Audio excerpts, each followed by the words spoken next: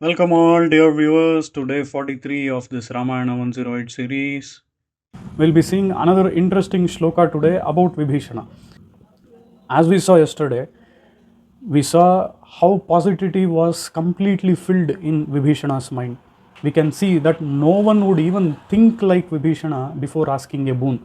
That's why Brahma was so much pleased by the boon what Vibhishana asked. Vibhishana asked such a boon that made Brahma so happy that even after giving the boon, Brahma was left excited. It is normally not so because many people do hard penance, and with that penance, Brahma gets pleased. But however, Brahma normally doesn't get pleased with the boon what people ask. But this is an extremely rare find, as I told you in previous episodes, that whatever boon Vibhishana asked was in such a way that no one could even think about it. My mind and my thoughts should always focus on dharma. It should go in the path of dharma. It should never deviate from the path of dharma. This is the boon which Vibhishana asked for. And subsequently we saw how Brahma was pleased. Today we are going to see what kind of situation Vibhishana was in and how critical and tough was that for him, and even in that situation how did he manage to focus only on dharma. Let us see the verse. Ityuktva parusham vakyam ravanam ravananujah ajagama muhurtena yatra ramassa lakshmanah.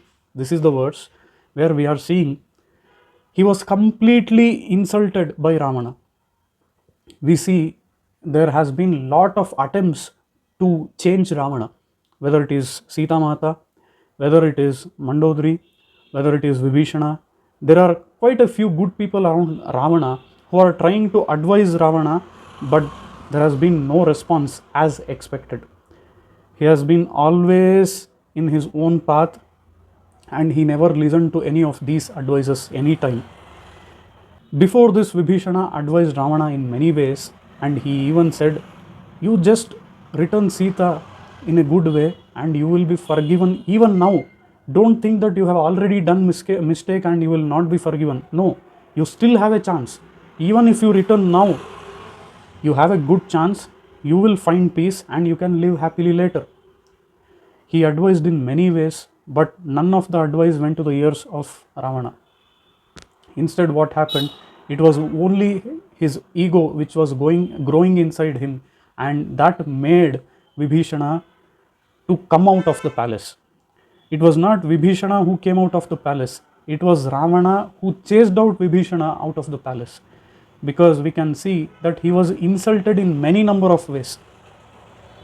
As we see, in many number of ways, Vibhishana advised Ravana. In the same way, he was insulted in many number of ways. Is it only Ravana who insulted him? No. Even his sons insulted Vibhishana. In this way, that was a very tough and critical time for Vibhishana. Even in those times, as he had the boon that his mind and his thoughts should always go in the path of dharma, he never deviated from the path of dharma. He never thought for a second after being chased away from Ravana. He just started from there and he came to the other bank. That's what Valmiki says here. Ityuktva parusham vakyam ravanam ravananujah. That Ravana insulted me like anything. He told all the things which should not be told between brothers. He scolded like anything. Those words should not come in between brothers. Even then he spoke those things. I heard all those things. I thought it is not a right thing to stay here anymore, and I left from there immediately. Now, if we see even in the case of Hanuman in Sundarakanda, Hanuman, after seeing Sita, he comes back to Rama and he never explains the things whatever happened with him. He doesn't say that I met Mainaka. He doesn't say that I met Surasa. He doesn't say all these things. How he flew, how he took the flight. He never explained these things to Rama. Instead, what he said only one thing, Drishta Sita. In the same way, whatever is needed, that has to be communicated at the moment. The same thing Valmiki shows here. Ityuktva Parusham Vakyam Ravanam Ramanuja. Once he was insulted and chased away from the palace, how he flew, how he came. Valmiki did not explain these things in detail. Instead, what is to be focused on is what Valmiki is saying here. Ajagama Muhurtena. He just came in a Muhurta. Where? He just came to the other bank. He didn't, here, Valmiki did not even follow Vibhishana. Instead, Valmiki is ready, waiting at the place where Rama is there for Vibhishana. He says, he came to the place where Rama is there. He didn't say he went to the place where Rama is there. So in this way, what is needed at that time is focused and communicated very well by Valmiki, just like Hanuman, as he said, Drishta Sita. Even here, Valmiki says, whatever is needed at this time, Ajagama Muhurtene, in a just Muhurta of time, he flew and came to the place where Rama was there, along with Lakshmana. Is Lakshmana really needed here? Or Purvacharyas give a lot of interpretations for Lakshmana being mentioned here.